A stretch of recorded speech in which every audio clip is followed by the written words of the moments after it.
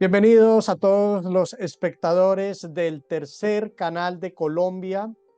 Hoy vamos a hablar de la delicada situación que se vive en Argentina. Precisamente he publicado el artículo dedicado a Javier Milei, ¿no? Y a lo que está pasando con la educación pública. Pero hemos invitado a este programa, a este informe, conectando desde París con Bogotá, al profesor Alberto Ruano Miranda, sociólogo, también es, digamos, docente, analista internacional, coautor del libro Juego Limpio, colaborador de publicaciones nacionales e internacionales. Gracias por acompañarnos, profesor Alberto Ruano, que es de origen argentino, además. Gracias por conectar con el tercer canal de Colombia. Bueno, gracias a ti, Daniel, por esta invitación. Con todo gusto. Eh, bueno, Bueno, profesor, pues vamos a hablar de la situación que acontece en su país, en Argentina, y es que recientemente, pues como lo hemos publicado y lo hice en mi columna de opinión de la revista Raya, en donde básicamente me refiero a Javier Milei y hago un análisis de la manera como se revive un poco el terror de la dictadura del 76 en Argentina. Nos vemos ante una situación que es noticia y quiero centrarme en este punto. Unos 350.000 alumnos de la Universidad de Buenos Aires, de la UBA, estarían en riesgo de perder el beneficio de la educación pública, digamos, ante el supuesto ajuste presupuestal del gobierno de Javier Milei, que advierte el funcionamiento de las facultades de esta universidad y de los hospitales. Profesor Alberto Ruano, frente a esta situación que es preocupante en Argentina, y que ya está costándole muy caro al país. ¿Cuál es el análisis que usted hace de estos cambios tan drásticos de Javier Milei y qué futuro viene para el país suramericano? bueno, sucede que es un gobierno muy especial, que está fuera de los contextos de los partidos políticos tradicionales, que se ha presentado bajo una bandera de anarquismo, de libertarios. Entonces se produjo un interés creciente entre sectores muy jóvenes, las personas que han vivido, por ejemplo, que tienen hoy en día 30 años o 32 años, no vivieron en su vida consciente otra cosa que los gobiernos, bueno, democráticos, ¿no es cierto? Y la influencia de, bueno, estas banderas que ha tomado hacen rememorar, ¿sí?, épocas del pasado, lo que sí vivimos, lo que fue la dictadura de una sucesión de dictaduras militares, que fue la de Onganía, en los años 60, finales de los años 60, y después la dictadura, sobre todo del proceso de Videla, porque el programa económico, social, político, asemeja mucho. Bajo esas banderas de la libertad, pero una libertad muy restringida, que es solamente la libertad de los mercados. Entonces, las políticas que tiene actualmente este gobierno es una política de un ajuste bestial, ¿sí? Pero bestial, realmente el despido, por ejemplo, de 70.000 empleados públicos, ¿sí? El impacto económico que puede tener eso. Y sobre todo la no transferencia de los recursos a las provincias, ¿no?, a los gobernadores de las provincias, y sobre todo a la universidad, a las escuelas, a los colegios secundarios, les está recortando todos los recursos, ¿no? Los llevó a una Bueno, pero situación es que acá hay terrible. un tema que queremos analizar y que está en la columna de la revista Raya, invitándolos a leerla también, la columna de Ujú. mi autoría, y es la siguiente, profesor Alberto Ruano Miranda. Tiene que ver con el cierre de Telam. No, es una agencia de prensa, por no decir de las más grandes del mundo, es una cosa monstruosa. Se han despedido 700 periodistas, el cierre de Telam. Sumado a esto, el cierre del Instituto de Cine, que es patrimonio de Argentina. O sea, si hay algo valioso de Argentina es el cine, también 700 empleados, vamos en 1.400, ¿no? Y después de todo esto, con la excusa del conflicto del Medio Oriente entre Irán e Israel, entonces comprar una flota de aviones de guerra. O sea, no hay dinero para el cine, no hay dinero para la agencia de prensa, calla la prensa y luego compra una flota de aviones de guerra. Eso es lo que hizo Milei. ¿Cómo interpreta esto, profesor Ruano? ¿Qué podemos pensar al respecto? Bueno, lo que pasa es que es engañoso. El programa de Milei era anti-Estado, ¿no es cierto? Estar contra el Estado. Pero en realidad está dando un apoyo a los estados más poderosos y muy cuestionables como el Estado de Israel y los Estados Unidos, ¿sí? Y esa compra de aviones que además fueron dejados fuera de servicio, los F-16, en el 2006 fueron dejados fuera de servicio. Ha sido necesario que los reparasen y comprar una flotilla de aviones F-16 cuando iban a comprar aviones chinos de última generación, pero eso lo dejaron caer. El manejo es a Además que muchos no, niveles no es falsamente, coherente. no tiene ninguna coherencia. El tema de, él pone como preocupación principal el déficit fiscal, por ejemplo, y él declara que está contra el Estado. ¿Y el déficit, qué es el presupuesto fiscal? Son los recursos del Estado, pero él está en contra del Estado argentino. Entonces la entrega a nivel de soberanía en el panorama internacional es desastroso. Es un, nos da una vergüenza escucharlo, ¿sí? Ni siquiera tiene el nivel, ¿no? El nivel como para de lenguaje, ni siquiera el nivel de lenguaje. Él se dirige a la oposición con insultos, con agravios, con humillaciones, pone en tela de juicio, por ejemplo, los que no voten, o se está votando, ¿no es cierto?, una ley que es un decreto, en realidad un decreto autoritario en todos los planos, con una reforma laboral bestial, con medidas que son terribles. Se está votando en la Cámara de Diputados, de Representantes, se está votando una ley y los que no votan a favor de esa ley no van a entrar en lo que él llama el pacto con las provincias, porque Argentina es un país federal, ¿no es cierto? En ¿Cómo, donde cómo tiene que vivió el gobierno usted, profe, y el estando en Bogotá, usted está en Bogotá, cómo vivió el momento coyuntural cuando se amenaza con el rompimiento de relaciones diplomáticas, que es algo pues, que no es común entre Argentina y Colombia, por los insultos permanentes de Milei contra Gustavo Petro? Siendo usted argentino viviendo en Bogotá, ¿cómo experimentó, cómo sintió esos ataques de Milei contra el presidente Gustavo Petro? Es bestial porque eh, no se puede, ¿no es cierto?, estar en plano de insultar a otros estados, a países hermanos, regionales. Es nunca visto. La diplomacia argentina siempre se ha distinguido por tratar de mantener buenas relaciones con todos los países del mundo, incluso en los periodos de las dictaduras militares. Incluso en esa época se mantenían buenas relaciones con todos los países de la región. Es decir, es totalmente agraviante el trato con Milei, que es un presidente que da pena. Él insiste en que Argentina tiene que ser un país normal. Yo creo que a nivel, por lo menos hasta ahora, ha sido una república normal, con elecciones, con acceso a ciertos recursos de la democracia, pero tenemos un presidente que es anormal. Y eso en muchos planos. Se está cuestionando muy seriamente su salud Ahora, mental. hablemos Y hay de o sea, elementos que digamos, llevan a señalar de que él tiene un problema, que lo ha analizado bastante. Pero eso no lo... Porque una persona que es anormal es inimputable en justicia. Entonces, no es que no se pueda hacer cargo, ¿eh? Pero él cree en lo que él dice, pero es una cantidad de barrabasadas terribles, ¿no es cierto? Es decir, él se presenta como economista, bueno, es licenciado en economía, está bien, pero no sabe calcular la inflación, por ejemplo. Él parte que este año iba a haber 18.000% de inflación, pero por un cálculo que está mal hecho. No sabe lo que es el aumento generalizado de los precios, cómo se mide con un punto de referencia mensual, trimestral, anual.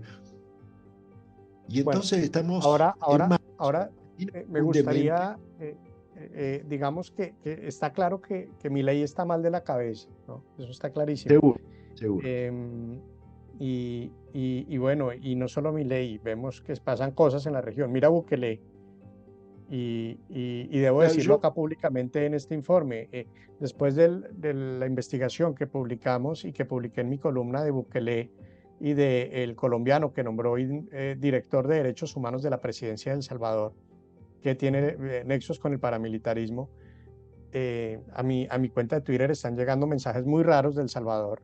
Que ayer me agregó una diputada de supuestamente El Salvador, em, que sí, en su perfil aparece como diputada, tiene muchos seguidores, tiene publicaciones normales, no sé con qué propósito, pero es muy preocupante lo que uno ve en El Salvador y lo que uno ve en Argentina. Ahora, para usted, estando en Colombia, profesor Alberto Ruano, de la Tadeo, de profe de la Distrital, que usted tiene línea con los estudiantes, que usted es un hombre de letras, que usted es un hombre de cultura, que usted es un hombre de educación, eh, ¿cómo siente las reformas de Petro estando usted en Colombia? Desde una óptica académica y desde una óptica de análisis internacional. claro, son muchas preguntas en una, ¿no? Sí, Pero no, está la referencia de Bukele que se ha desplegado en Argentina, porque este gobierno, en vez de ser libertario, es liberticida. Entonces se puso en ejecución desde el primer día de gobierno, un, divertido. el gobierno de Milei me refiero, un Sí, sí, sí, sí, protocolo no, no, esa clara. que es terrible, la gente no puede Sí. caminar en la calle, no puede haber manifestaciones en las avenidas, todo. Está lleno de policías, lleno de cámaras, lleno de un control, pero obsesivo sobre. Y tomaron la idea del modelo Bukele. Pero Bukele, si algo que tiene, no es tonto. Y dijo, la situación de Argentina no es la misma de El Salvador. Y yo hago una salvedad, acá vamos a hablar un poquito de Petro.